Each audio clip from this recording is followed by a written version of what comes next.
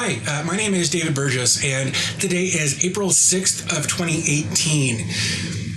This video is primarily meant to talk to any of the doctors that may have to work on me, with me, whatever, in the future. And the reason I'm making this video is to make sure that everybody understands that Rachel Burgess, my wife, is my medical POA. So if anything goes wrong and I can't make a medical decision, I want her to be in charge of that stuff. And she and I have talked at great length about the things that I want, but this is kind of that. I mean, I don't necessarily want this to be like a last will and testament, but I want to have something documented as far as what my wishes are. And we'll kind of go maybe from some strange stuff to some of the more obligatory stuff later on. First off, I was hospitalized from February 23rd to July 12th, 2016, and there's a lot of that time that wasn't documented on video or pictures or any of that kind of stuff. I don't want that to happen next time I'm hospitalized, and what I mean by next time is anytime after today's date. Moving forward, if I'm hospitalized, I want Rachel to document the entire event, all of it, from the time I'm hospitalized until the time I get out, or if something goes wrong, from the time I go into the hospital to the time I come out of it, however I come out of it, I want her to document as much as humanly possible on video. I know that might seem weird, but after what I went through in 2016, there's a lot of that stuff that obviously I didn't necessarily get to participate in as far as the day-to-day stuff. I mean, I know I was there and I participated, but there were a lot of times when I wasn't aware of what was going on. My version of what was going on was completely different than what was really going on. So I want Rachel to document as much as she possibly can on video.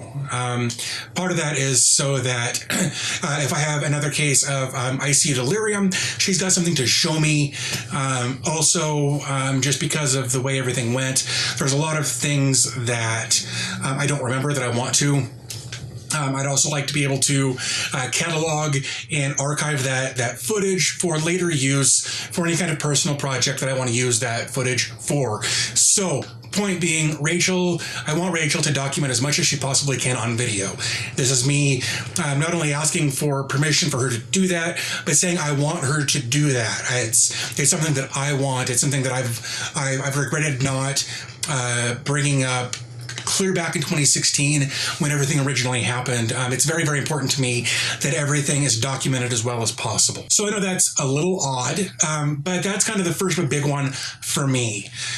And this next little bit is, it's not so much for me as it is for her. Being hospitalized, being in a coma, that sort of thing sucks. It sucks for the patient. But I think a lot of times it sucks more for the person sitting by the patient's side. And through all of my hospitalization in 2016, Rachel was there. We got married in the ICU. She was there for me, and she didn't have to be. She took it upon herself to make sure I was okay, that I had somebody there. And that means a lot to me. Like I said, I know it was hard for her. And if she wants to bring in dinosaurs, action figures, or whatever, and do like a little diorama on me, let her. I know that seems stupid, but if she can make light of the situation, however dire it may be, it's going to help her. It's also going to, of course, make me laugh.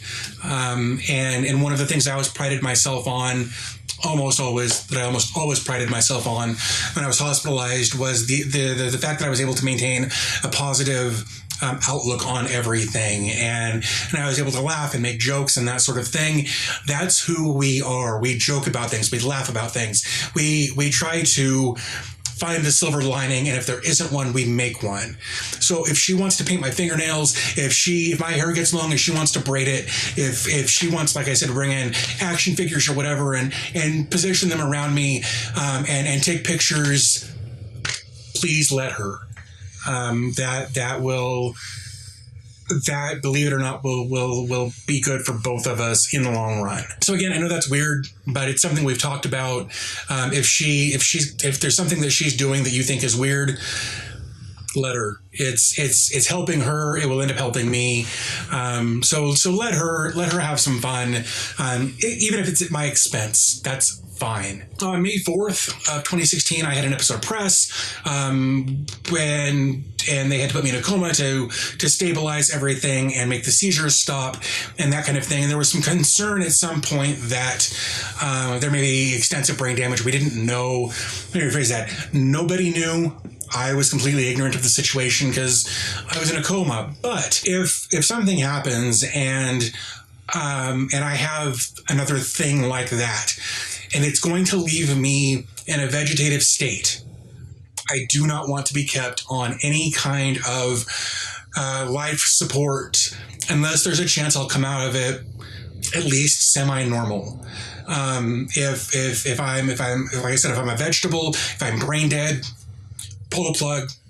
Let me go. I don't want to be kept on artificial life support if there's no chance of me living at least a semi-normal life. It's not fair to me. It's not fair to Rachel. It's not fair to my family.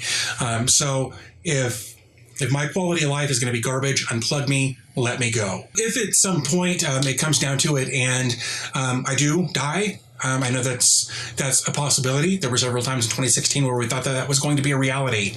But if it comes to the point where I'm dead, I want my organs to be used. Anything that can be donated, I want to be donated. It's not going to be my kidneys because they're trash. But if any part of me can be donated to help save somebody else's life, do it. I don't care who it is. I don't care any of that.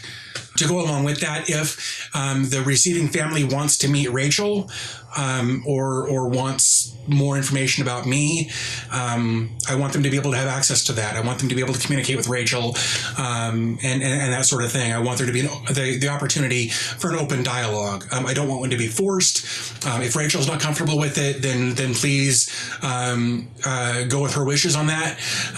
But I want my organs, anything that can be used from me, to be used by somebody who needs it. And then at that point, I'm not a religious person. I haven't been for more than 20 years, so I don't want a religious funeral. If somebody wants to get up and say something nice about me or something not nice about me, if the family wants to have a get together, that's great. I would encourage that. Sorry, that was a cat getting in the window. But I want the family to do what they feel is right as far as a service is concerned. But I do not want a religious service.